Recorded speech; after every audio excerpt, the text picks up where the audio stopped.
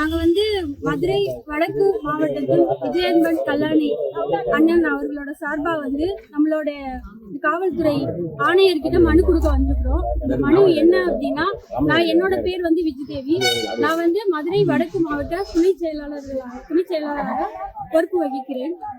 நீலாங்கரையை சேர்ந்த சக்தி என்ற சத்யா, காலாங்கரையை சேர்ந்த சக்தி என்ற சத்யா வந்து நேற்று வந்து கல்லாணி அண்ணன் மேல ஒரு அவதூறு புகார் வந்து கொடுத்திருக்கிறாங்க. அவங்க மேல சமூக வலைதளங்கள்ல கொடுத்திருக்கிறாங்க. அவங்க மேல ஆல்ரெடி மோசடி வழக்கு ஒன்று பதியப்பட்டு இருக்கு. அதற்கான ப்ரூஃபும் எங்க கிட்ட இருக்கு. சோ வந்து அந்த மாதிரி வந்து மோசடி வழக்கு இருக்கிறவங்களுக்கு பொறுப்பு வந்து வழங்கப்பட மாட்டாது. கட்சிக்காக ஏற்கனவே தொடர்ந்து பணியாற்றி கொண்டிருக்கிறவங்களுக்கு தான் பொறுப்புகள் வழங்கப்பட்டது. அதனால கோபமடைந்த அவங்க வந்து எங்களோட மாவட்ட செயலாளர் அண்ணன் விஜயன்பன் கல்லாணி மேல வந்து போலியான ஒரு அடிப்படை ஆதாரம் அற்ற ஒரு பொய்யான அவதூறை தொடர்ந்து வந்து பரப்பிக்கிட்டே வந்தாங்க. நேத்து வந்து அதை அதிகமாவே அவங்க வந்து சொல்லியிருக்காங்க. அதனால அவங்க மேல நாங்க வந்து எங்க மாவட்டத்தோட சார்பில் வந்துட்டு 4 பேர் வந்துட்டு நாங்க வந்து அவங்க மேல வந்து வழக்கு எடுக்க சொல்லி கேட்க வந்திருக்கோம். என்ன சொல்லிருக்கீங்க உங்க மனுவுல? எங்க மனுவுல வந்து சார், அதான் சார் இப்ப சொன்னேன் இல்லீங்களா, அவங்க மேல ஒரு மோசடி புகார் வந்து இருக்குது.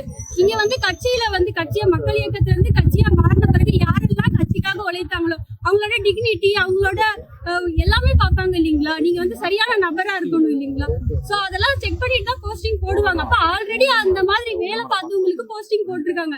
எல்லா பகுதியிலுமே உங்களுக்கு தெரியும். நீங்க தமிழக வெற்றி கழகத்துல பாத்தீங்கன்னா எல்லாருமே சாமானிய மக்கள் தான். யாரும் ஒன்னும் பெரிய பேக்ரவுண்ட் உள்ளவங்க எல்லாம் கிடையாது.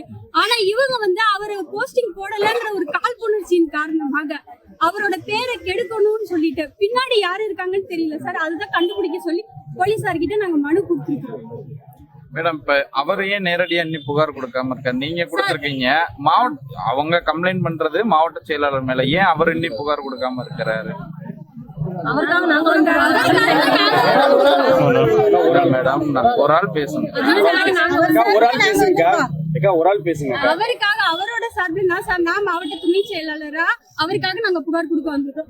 நாங்க கஷ்டப்படுற குடும்பம் தான். எங்க வீட்டுக்காரர் ஆட்டோ ஓட்டுறாரு.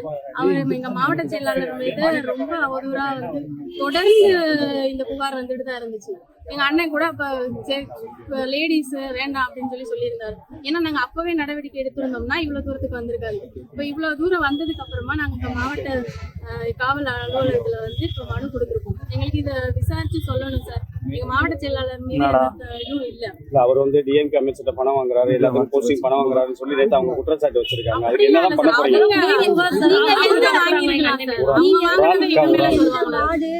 ஒரு ஆள் பேசுங்க.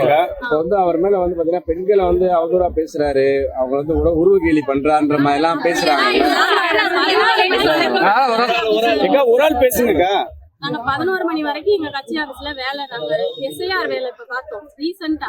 11 மணி வரைக்கும் எல்லா அப்டேட்டும் கொடுத்துட்டு தான் போறோம். அப்ப எங்களுக்கு தெரியாதா சார்? நாங்க லேடிஸ் தான் பொதுவா அங்க ஆபீஸ்ல இருந்து வேலையை பார்த்தோம். எங்களுக்கு தெரியாதா சார் எங்க மாவட்ட செயலாளர் எப்படி பேசுவாங்க? அங்க எப்படி வருவோம்? இவ்வளவு பெண்கள் எப்படி வருவாங்க அப்படி அவதூறா பேசினா?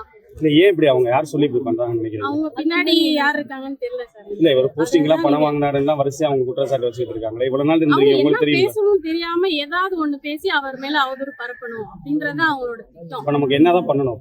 எங்க மாவட்ட செயலாளர் மேல போட்டதை அவங்க படம் எல்லாம் எடுத்து வந்திருக்கீங்களா? பின்னாடி இன்னொருத்தர் படம் வச்சு அவர் இந்திராஜன் ஒருத்தர், அவர் வந்து மக்கள் இயக்கத்துல முன்னாடி இருந்தவர். அவர் மேலயும் நிறைய புகார் இருந்தனாலதான் அவரையும் விலக்கி வச்சிருந்தாங்க.